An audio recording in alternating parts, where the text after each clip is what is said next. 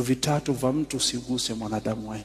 Vitu vitatu sikaribie: damuhu wa maluhu wa irduhu. 3 things keep away: damu yake, mali yake, heshima yake.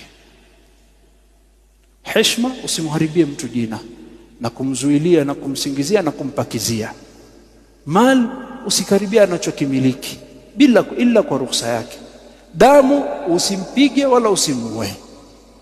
Ukiishi hapa duniani na mwanadamu umempatia haya mambo matatu, huyu mwanadamu damu yake sikaribii, huyu mwanadamu mali yake sikaribii, huyu mwanadamu heshima yake sikaribii, utakuwa umesalimika.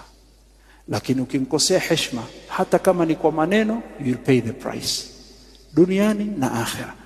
Ukimkosea ukiwa ni mwenye kuchukua mali yake, ukamkosea kwa dhulma, you will pay the price imma duniani na kesho akhera. Na ukimkosea katika damu yake, you will pay the price imma duniani na akhera.